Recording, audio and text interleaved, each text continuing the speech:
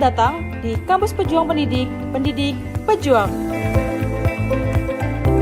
Universitas Veteran Bangun Nusantara merupakan institusi pendidikan tinggi yang memiliki motivasi untuk mencetak lulusan yang mandiri, unggul, profesional, berkarakter, dan memiliki nilai-nilai kejuangan.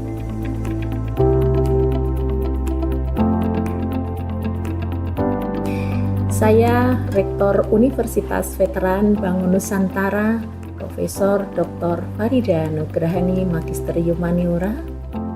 Misi Universitas Veteran Bangun Nusantara adalah terwujudnya universitas yang unggul, berkarakter, mandiri, dan memiliki nilai-nilai kejuangan.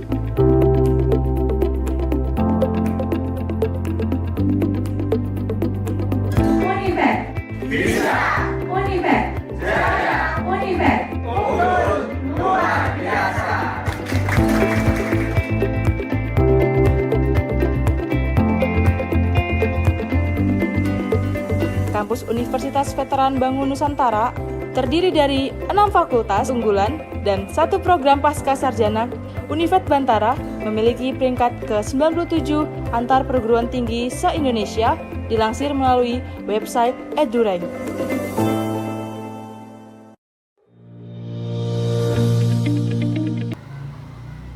Assalamualaikum warahmatullahi wabarakatuh.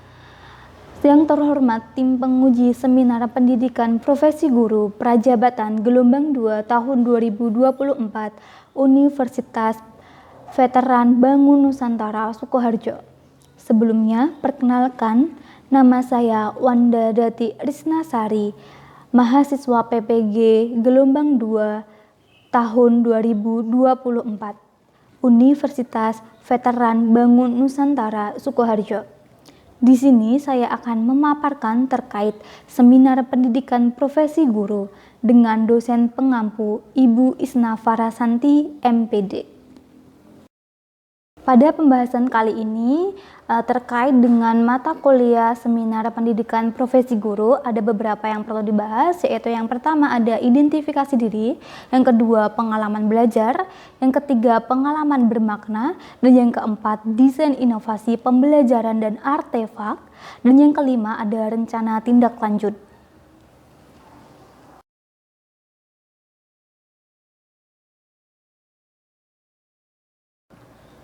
Pada identifikasi diri ada 3, yaitu visi untuk pendidik, visi sebagai guru, dan misi. Yang pertama, visi untuk pendidik, yaitu mewujudkan sistem pendidikan yang inklusif, berkualitas, dan merata dengan memberikan pendidikan yang adil, serta menciptakan generasi yang cerdas, berakhlak mulia, dan berdaya saing global.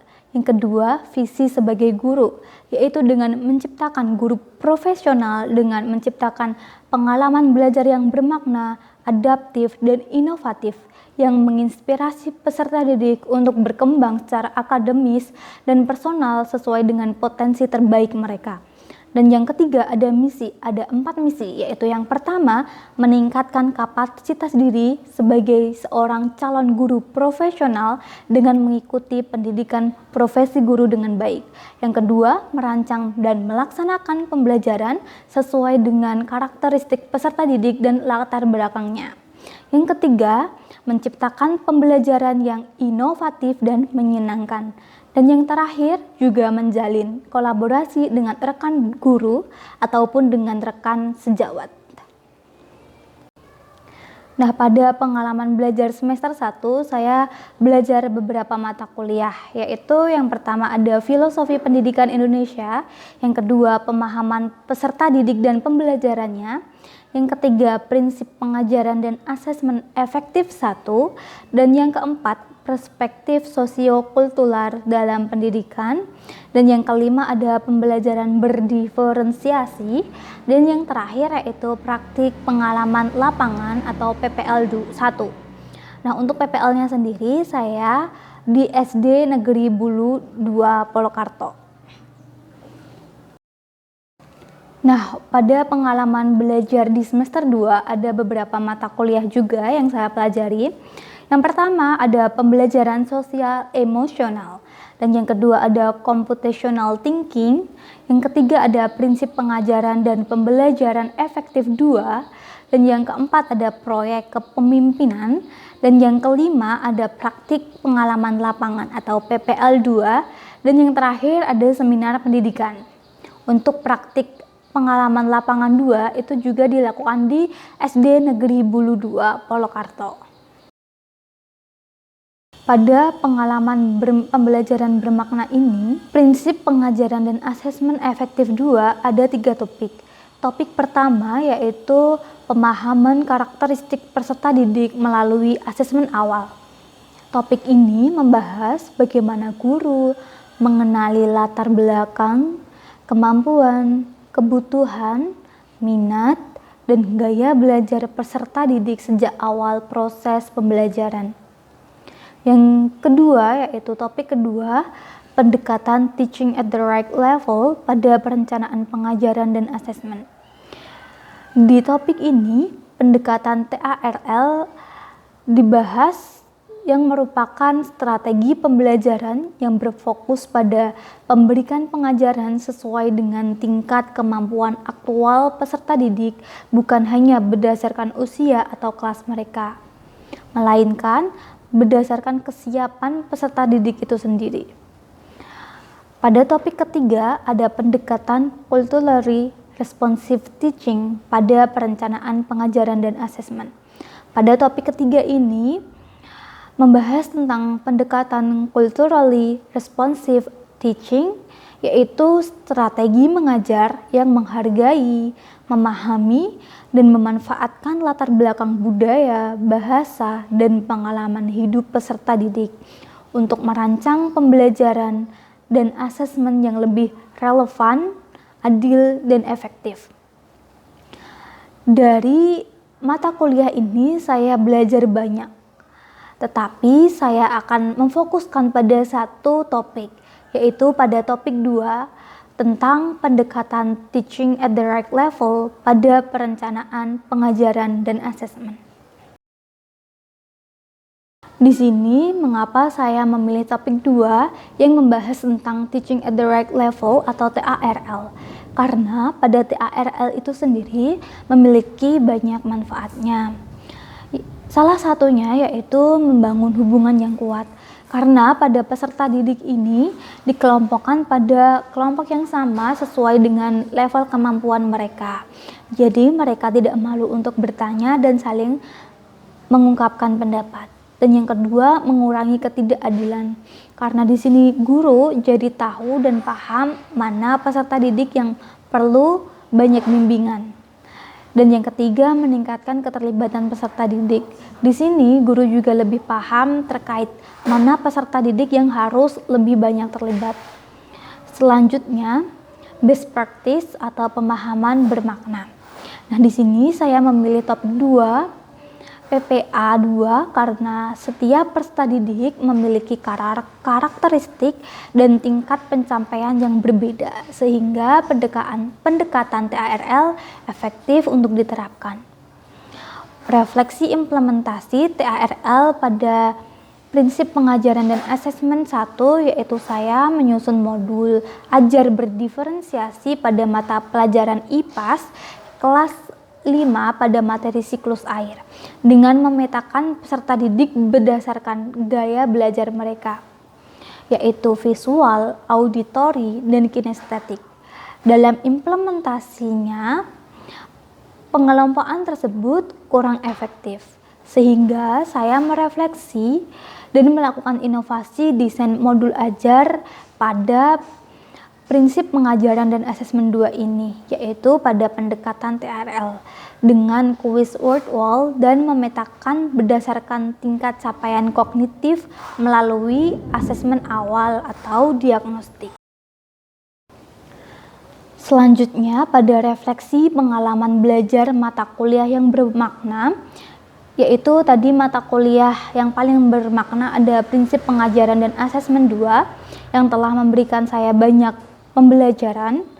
Yang kedua, ada artefak yang paling bermakna pada mata kuliah tersebut, yaitu ada pada ruang kolaborasi topik 2 yang membahas tentang instrumen telaah rancangan pembelajaran dan asesmen. Di sini saya menelaah rancangan pembelajaran terkait komponen-komponen yang harus ada pada modul ajar.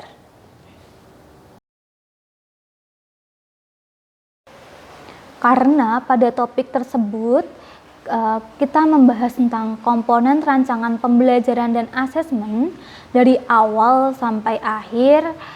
Jadi saya memiliki alasan kenapa saya memilih topik tersebut. Karena bisa menjadi bahan refleksi dan evaluasi mengenai modul ajar dan asesmen yang telah saya susun. Yang kedua, juga memberikan saya kesempatan untuk saling mendiskusikan serta menilai perangkat ajar yang telah disusun. Yang terakhir, juga membantu saya dalam menelaah perangkat ajar yang telah saya susun, apakah sesuai dengan prinsip teaching at the right level atau belum. Nah, untuk desain inovasi pembelajarannya itu sendiri, alasan mengapa saya mendesain ini berdasarkan pengalaman dan pengamatan situasi ketika PPL yang menunjukkan bahwa yang pertama, terdapat variasi tingkat kemampuan peserta didik. Yang kedua, belum terbiasanya peserta didik dengan aktivitas diskusi dan kolaborasi. Dan yang ketiga, peserta didik kurang fokus pada pembelajaran. Dan yang terakhir, kurangnya penggunaan teknologi untuk pembelajaran. Pada penerapan pendekatan teaching at the right level dengan media konkret ini, ada 3 yang perlu saya perhatikan. Yang pertama, teaching at the right level, yaitu saya membentuk kelompok berdasarkan hasil asesmen diagnostik menjadi 3 kelompok, yaitu kelompok rendah, kelompok sedang, dan tinggi, untuk membedakan bimbingan yang akan saya berikan. Dan yang kedua, saya menggunakan media ajar, yaitu diorama. Kenapa saya menggunakan media ajar ini? Karena inovasi ini bertujuan untuk membuat pembelajaran lebih kontekstual, lebih menarik, dan mudah dipahami. Karena menggunakan pendekatan visual, konkret, dan interaktif. Dan yang ketiga, saya menggunakan kuis interaktif. Saya menggunakan 2 kuis interaktif, yaitu menggunakan Canva. Pada saat menggunakan Canva ini, saya melakukan kuis interaktif pada saat proses pembelajaran sebagai alat bantu saya untuk mengajar dan mengecek pemahaman siswa secara real time. Dan yang kedua, saya menggunakan word wall. Pada penggunaan ini karena interaktif yang memungkinkan guru membuat kuis bisa pilihan ganda, drag and drop, dan presentasi dengan pertanyaan langsung. Untuk desain pembelajaran, inovasi modul ajar pendekatan TARL dengan kuis word wall. Saya menggunakan materi pembelajaran yaitu pendidikan Pancasila di kelas 4 semester 2 dengan materi keberagaman sosial dan budaya di Indonesia. Saya menggunakan modul pembelajaran PBL atau Problem Based Learning. Di sini saya menggunakan pendekatan TARL atau Teaching at the Right Level.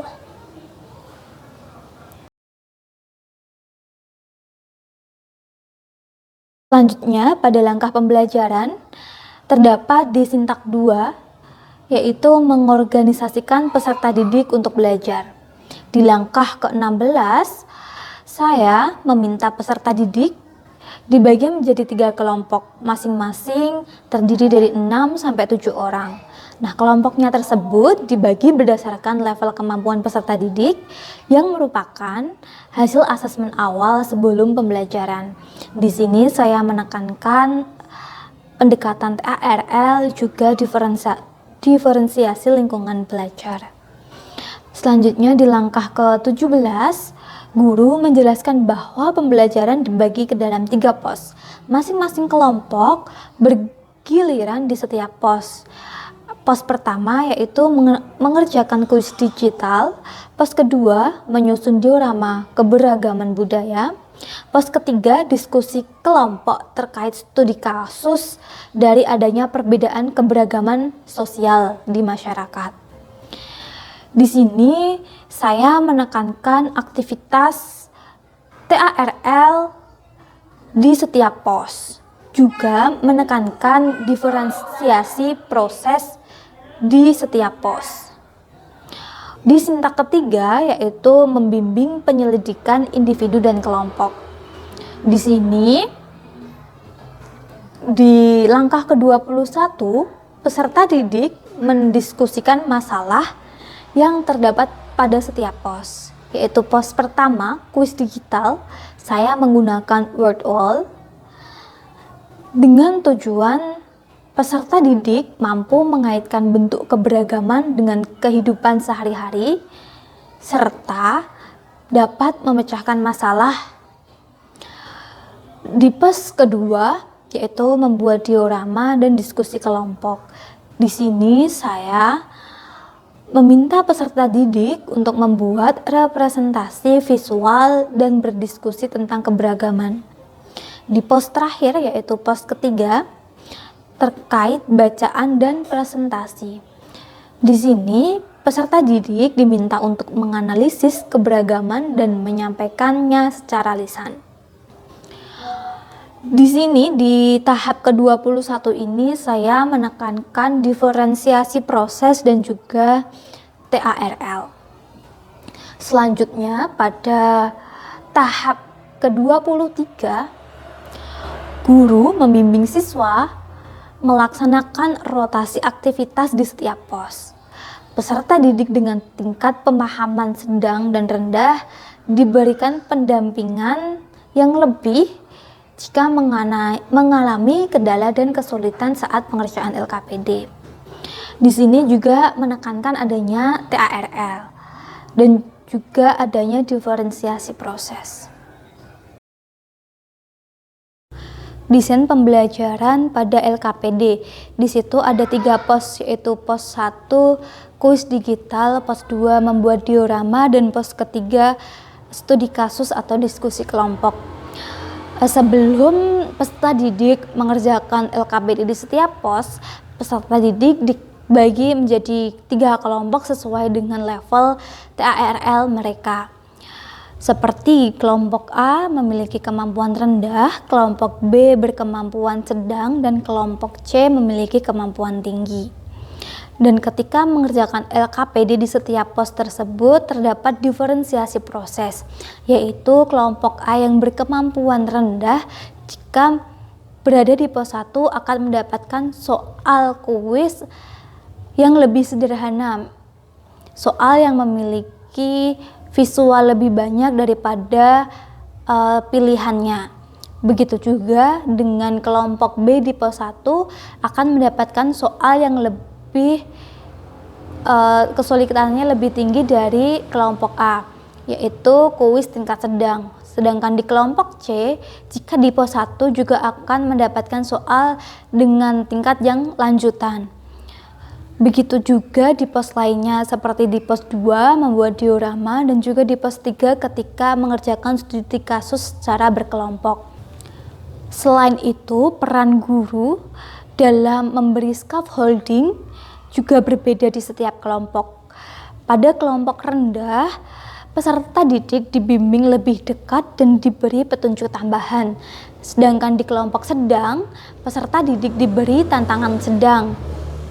Jika kelompok tinggi, peserta didik diberi ruang eksplorasi dan ditantang mengembangkan ide lebih kompleks. Jadi, TARL di pos 1, 2, dan 3 bukan muncul di jenis posnya, tetapi pada cara setiap kelompok mengerjakan tugas di pos tersebut. Pada desain pembelajaran pembuatan media diorama, pada pos kedua ini peserta didik akan membuat diorama yang menggambarkan keberagaman sosial dan budaya di Indonesia. Aktivitas ini dirancang agar semua siswa bisa berkontribusi sesuai dengan tingkat pemahaman mereka masing-masing. Karena kita menggunakan pendekatan Teaching at the Right Level atau TARL, maka tugas dalam membuat diorama ini sudah dibedakan sesuai level kemampuan siswa. Misalnya bagi siswa dengan kemampuan dasar, mereka cukup menyusun diorama yang sederhana saja. Siswa dengan tingkat kemampuan sedang bisa membuat diorama yang menampilkan keberagaman rumah adat serta makanan dan pakaian adat mereka. Sementara itu untuk siswa yang sudah berada di level tinggi, mereka diberikan tantangan untuk yang lebih tinggi lagi. Dengan pembagian ini, setiap peserta didik tetap bisa belajar bermakna dan aktif tanpa merasa kesulitan atau justru bosan. Mereka juga belajar bekerja sama, saling menghargai ide, dan mengembangkan kreativitas secara bertahap sesuai dengan level belajarnya masing-masing.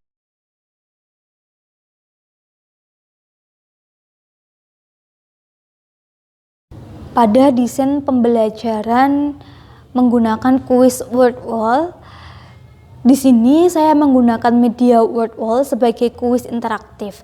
Saya memilih word wall karena media ini tidak hanya menarik dan menyenangkan, tapi juga bisa disesuaikan dengan kemampuan awal masing-masing peserta didik. Sesuai dengan pendekatan Teaching at the Right Level, saya telah membagi soal kuis menjadi 3 tingkat dasar, menengah, dan lanjutan. Peserta didik akan mengerjakan soal sesuai dengan tingkat pemahaman mereka saat ini. Tujuannya adalah agar setiap siswa merasa tertantang namun tetap mampu memahami materi.